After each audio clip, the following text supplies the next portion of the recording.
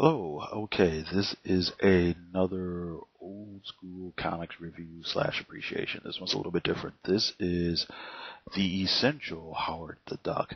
This basically reprints all or I shouldn't say all, but a good chunk of the Howard the Duck stories from the 70s. It's Howard the Duck 1 through 27, the first annual, a story from a Marvel Treasury edition, and of course a couple of backup stories from Giant Size Man Thing 4. I know most people remember Howard the Duck from the movie that came out in the 80s that was produced by George Lucas. I believe it generally got mixed to bad reviews and didn't perform well at the box office. And, it's basically regarded as like an overall flop. I must admit, I can't comment on the movie because I have never seen it. But these are the comics that spawned the original character. Um, Almost all of these stories were written by Steve Gerber. Howard the Duck started as a spin-off character from a Man-Thing, which was Marvel Comics, swamp monster type guy. And the storylines are probably a little bit different than what you expect. They're not really Most of them are not really parody stories. They're not really spoofs. I mean, there were some of those, but it isn't just that. It is pretty much a product of its time. But the stories and the humor and the satire really comes from, the character relations, the bizarre situations that Howard finds himself into. Howard's basically this kind of cantankerous, angry, sarcastic duck who finds himself in a world populated with people.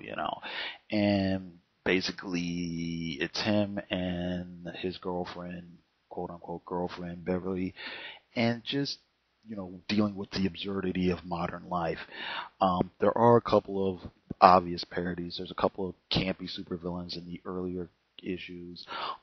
There's a Star Wars spoofs, but there are things where they goof on, cults, things about censorship, things about just self-righteous people, clueless people, and it's basically Howard trying to get through his life and dealing with all kinds of crazy people and things. It's not a lot of stories about, mood rings or discotheques or anything like that. It's basically just trying to live life, trying to live modern life. The art in this collection is by a variety of sources. You've got Val Mayerick, who was the first guy to draw Howard. You've got some really, really great Frank Brunner art in some of the earlier stories. They look marvelous, even printed on cheap newspaper in black and white. The Frank Brunner stuff is fabulous. The majority of the artwork is by Gene Colan. And Gene Colan's an old school Marvel Comics artist. He's been at there since at least late 50s, early 60s, something like that. Or I know definitely throughout the 60s, throughout the 70s. It was probably more known for doing stuff like Daredevil and some of the earlier or I should say late 60s comics for Iron Man, things like that. He has a really kind of cinematic, very impressionistic style of art. Lots of darks, lots of shading. Um, Lots of sweepy motions, and it's really great because what Gene does here is all the other characters look like people and settings that would be in a normal Marvel comic. Uh, and then Howard looks very much like a cartoon duck in the Marvel Comics world, and he's able to pull it off, and it's really great to look at. Um, I think one of the issues here with Marvel is they've tried in fits and starts to bring back the character in little one shots and little mini series over the years since like the mid 80s, off and on, and it's never really clicked because I kind of get the feeling they just didn't know what to do with the character. Like I said, in these stories, it's very much a part of Steve Englehart's psyche.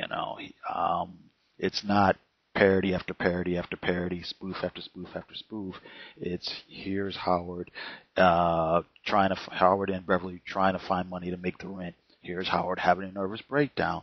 Here's one issue that is basically an essay on creative writing.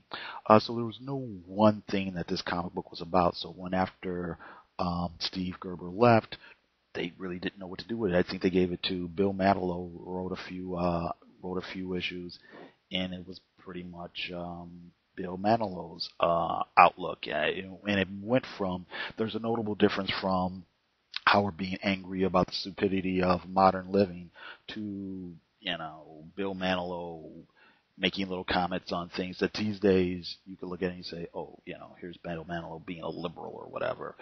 Um, I do know Steve Gerber did come back a few years ago to do a Marvel Max series that was pretty politically incorrect, but it's real interesting if you want to check it out.